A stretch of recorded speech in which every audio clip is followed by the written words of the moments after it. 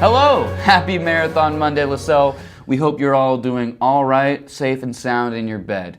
Welcome to our broadcast of Lasell Weekly, the only Lasell television show reporting news, sports, and fashion all in one. I'm your co-anchor, Robbie Rowe. And I'm your other co-anchor, Adam Hollenbeck.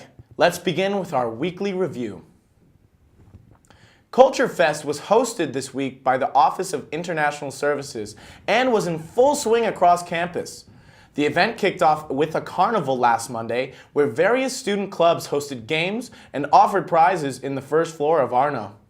On Tuesday, students got to learn more about the various study abroad programs offered through an information session. Students also got the chance to try homemade food from around the globe as part of an international cook-off in the IC3 Commuter Lounge. On Wednesday, the Pride Club hosted a Pride Abroad event during lunch in the dining hall to educate students on the vast amount of LGBTQ+ resources on campus. Also, a Life After Lasell panel in Arno informed students about many opportunities they can embark on around the globe, such as teaching, joining the Peace Corps, or enrolling in graduate school in other countries. Wednesday's events ended with a presentation about studying abroad in Italy with special guest Kelsey Stanley in Arno.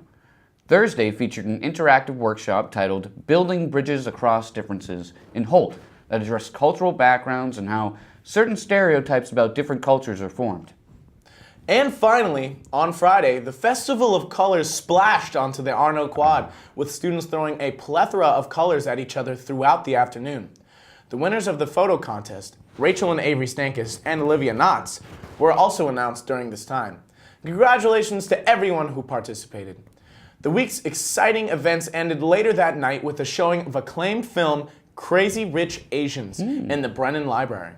Also on Friday, Empty Bowls had their annual event and raised just under $2,000 for the Center Street Food Pantry. Thank you to everyone who came out and supported for their cause. If you still want to buy a bowl, it's not too late. Empty Bowls will be selling more bowls next Tuesday at Symposium. Who wouldn't love a nice bowl? The Office of Health Education is hosting its annual Wellness Fair on Friday, April 19th at 11 a.m. to 2 p.m. in DeWitt Hall. The Wellness Fair is a chance for students to reduce stress and promote the importance of mental health.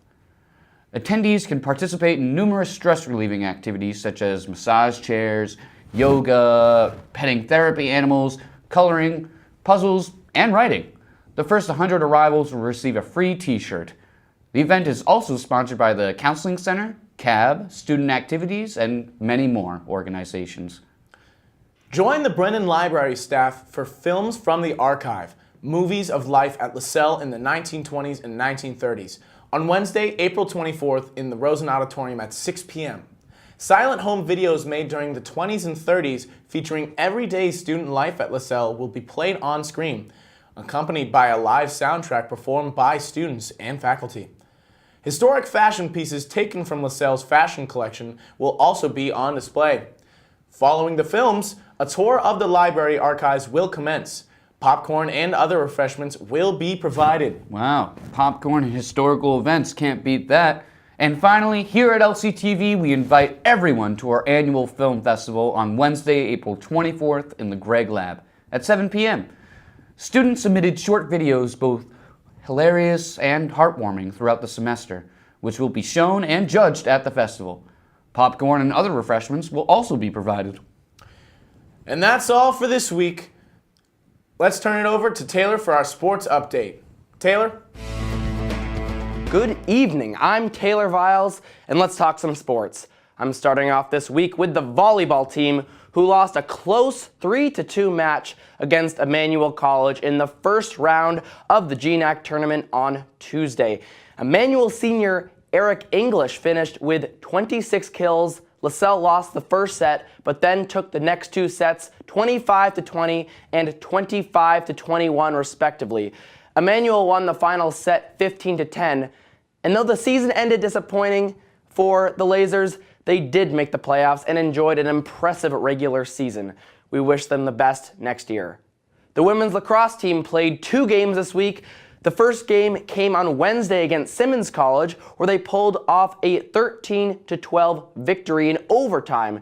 Simmons had an 11-7 lead with just 16 minutes to go in the game, but Lasell chipped away, getting the game's tying and winning goal off the stick of Kelly Matthews.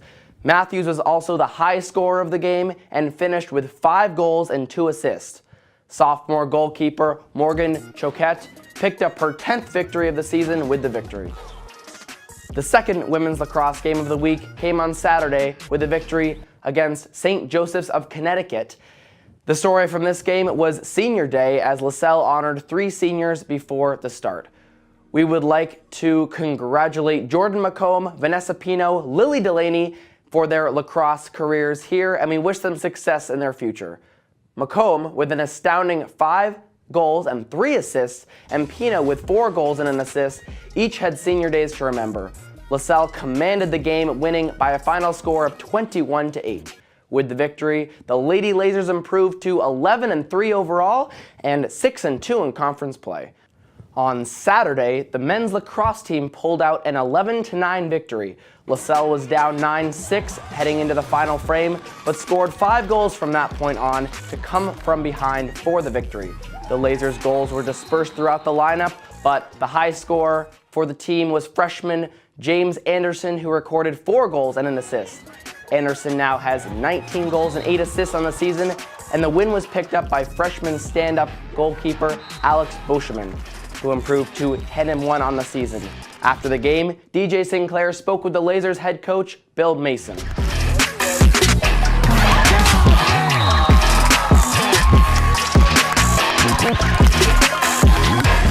Hey Laser fans, we're here with head coach Bill Mason of the men's lacrosse team, who had an impressive come-from-behind victory today against Gordon College. Coach, what was the turning point in the game today? I think the turning point started with just kind of picking up our effort level. I think when you get down, especially in the fourth quarter, you start to get desperate, and that's where it starts to elevate the effort level. You know, we needed to maybe start with that level of desperation, but we had some really good plays. Freshman James Anderson makes an incredible play on the ride, which kind of kickstarts that momentum for us, and we've been really good with momentum all year, and it's just been kind of fighting to get that momentum. Once we have it, we're a tough team to stop. Now 11-1, 10-game winning streak. You go to St. Joe's Maine on Tuesday. How are you going to stop them? That's a big question. So we're going to have to dive into the film tonight and really take a look at them. You know, they're a great team. They're well coached. They've been playing hard. So it's a good time for the biggest game of the season for us, and certainly going to prepare as hard as we can for them. All right, thank you very much. Thank you. The win was Lasell's 10th consecutive victory as they improved to 11-1 overall and 5-0 in conference play. The baseball team got into action on Saturday with a doubleheader against Riviera University. The Lasers took both games by a final score of 7-6 and 11-7 respectively. 3 seniors for the team reached their 100 career hits milestone as David Marcel accomplished the feat in the first game, while Evan Mahalik and Andre Marchessault did it in the second game. Lasell blew a 4-run lead in the middle innings, but it all led to a walk-off solo homer from junior catcher Joe Sullivan, who roped the ball right over the right field fence. Sullivan finished the game with 2 RBIs, as did freshman Matt Motika, who also recorded 2 hits. Chris O'Connor picked up the win in relief. The second game went back and forth in scoring in the early innings, but the Lasers ended up coming out on top. Riviera attempted to come back as they cut the deficit to 1 in the 5th inning, but came up just short in the end. Evan Mahalik went 3 for 4 with 2 RBIs, and Wyatt Savonin also finished with 2 RBIs as he went 1 for 3 with a run scored. Patrick Colvin picked up the win in relief as he went just 2/3 of an inning scoreless. I'm Taylor Viles, and that's what's been going on in campus sports this week. Back to you, Adam and Robbie. Thanks, Taylor. On this week's Fashion Spotlight, Ellie converses with Brian Allen as he finishes up his final designs for the semester. Ellie? Hi, I'm here with Brian Allen, a freshman fashion design major. So, Brian, what inspired you to pursue a career in fashion design? Really, it was just like knowing that like I've always had an interest in fashion. Started with shoes, like in elementary school, always like excited to go get new shoes. And then it wasn't really like I just like didn't think anything of it. It wasn't until like my senior year, thinking about senior capstone. So I did like a graphic design like t-shirt kind of deal for that project, and ever since then I've been interested.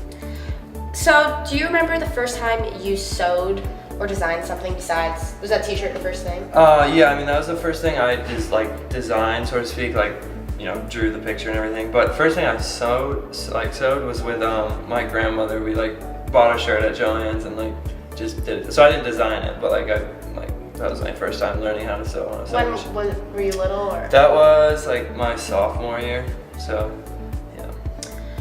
What would you say your aesthetic is in your designs? So like I guess I'm like mainly focused like streetwear and like on you know, like practicality and like their wear and stuff. So it's like not like it's like high end like runway fashion. It's more like everyday wear and like, you know, making that wearable, you know. Yeah. So what are you currently working on? Right now, we're working on just the cocktail dress that we got assigned in our sewing and pattern making class. So like what have you done with that? So I mean, we were given guidelines on as far as like what materials we can use, like what fabrics and stuff. But I guess I just, you know, follow the guidelines, which are just you know, it has to be like it's to do with technology. So either you have like a pocket that, you know, for a cell phone, or like we can actually, some of us are putting lights, like string lights and stuff on it. So how are you going about creating this? Like, did you get to pick out your fabric or? Yeah, so I mean, like I said, like, so we can only use woven fabric as freshmen. Just, you know, it's easy to learn on to sew. So whatever, yeah, so that's just kind of like our only limitations, really. So what's the design you're going for? The design, like what creativity have you taken with the project? Really, I like to work a lot with panels. So like I cut up, like, so we'll have like one big panel and I'll like cut it up and put it in, like, so I can have different colors. That's kind of like what I like to do. Okay, well, awesome. Thank you so much. Thanks. Thanks, Ellie. And that's all we got for this week. I'm Adam Hollenbeck.